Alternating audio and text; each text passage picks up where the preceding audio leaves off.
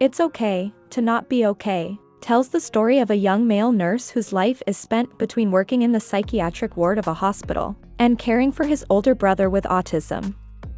His life is upended by the arrival of a character from his past, a popular, strange, cold and arrogant book writer who suffers from an antisocial disorder. This series begins by transporting you to a fantasy world where images of a children's story are presented. The interesting thing is that it is not the typical children's story with colorful images and pretty words. It is as if it were for adults, but made in a magical world. One of the most surprising things in the series was the connection made between the fantasy world of the stories and the real life of the main characters. At first it was not well understood how the fairy tale world and the real world were connected, until gradually the series taught us that all of Ko Mun-yang's stories were based on some experience in her real life. This has created a bit of curiosity among some fans, and so there is a very interesting theory that perhaps everything that happened in the series was not real.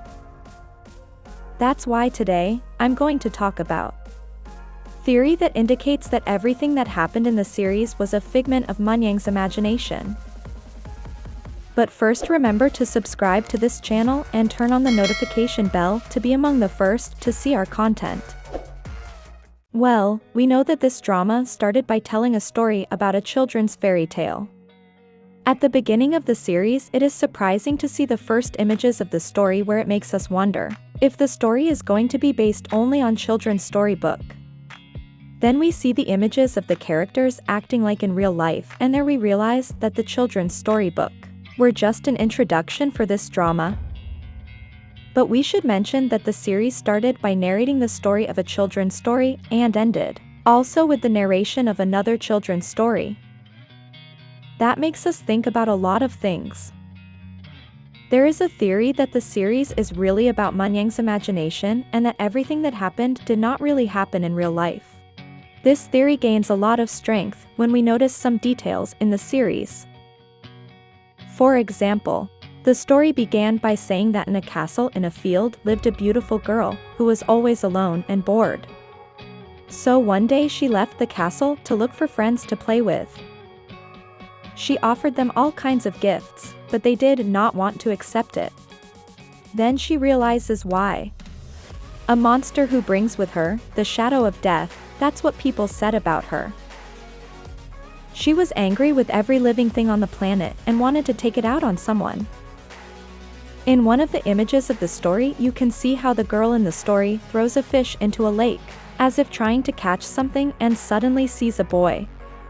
Then she hits him in the chest and saves him, preventing the boy from dying. Then the terrifying shadow that was chasing her disappeared. She then narrates that the boy began to follow her. Then the girl asks him if he will always stay with her, and he tells her that he will never leave.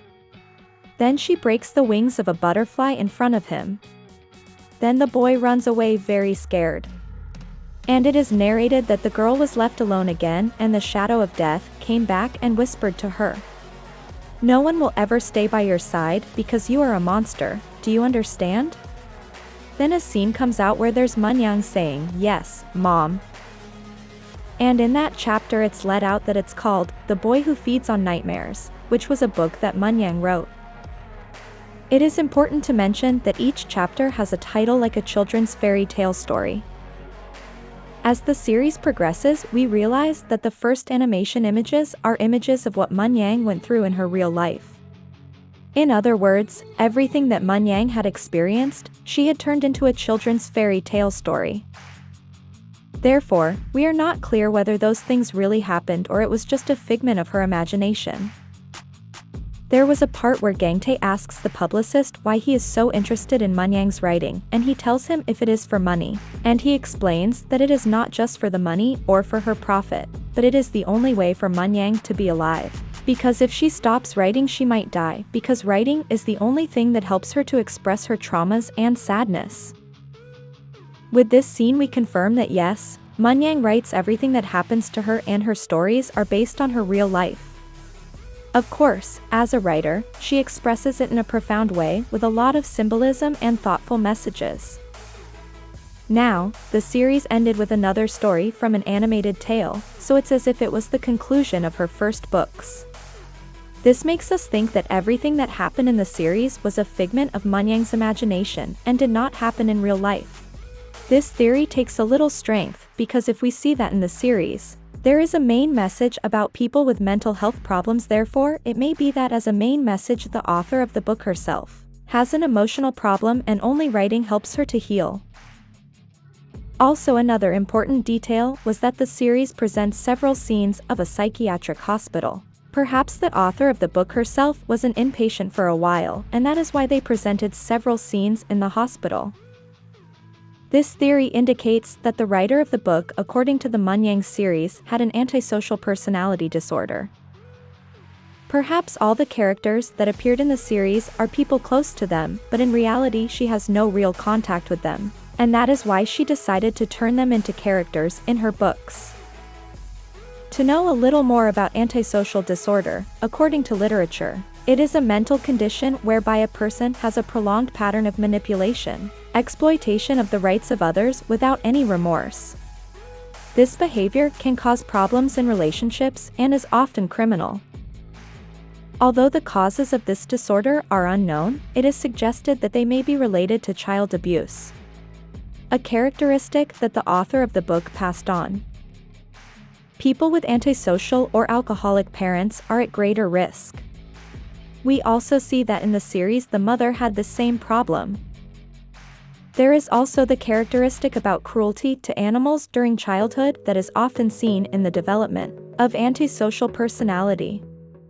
Another characteristic Moon-yang had was birds and butterflies. So the theory also says that as Moon-yang had this kind of antisocial disorder, she started to write and that helped her to recover gradually. That might be why she wrote about the dog that was happy and the last story that talks about Moon-yang, Gang-tae and Sang-tae. We can see that the images changed and his way of writing changed. This may explain that Moon-yang was recovering. Also, this series can teach us what the mind of a person with this type of antisocial disorder is like. Perhaps the main teaching was not so much empathy with autistic disorder, but with the antisocial disorder that few people talk about. This is a theory that could explain why constantly in the series they presented scenes in real life, along with scenes from stories for children. What do you think of this theory? Do you think everything that happened in the series was a figment of Moon-yang's imagination, turned into a children's story because she is a person with antisocial personality disorder? Leave your comment here. If you like this video, please like and share it with your friends.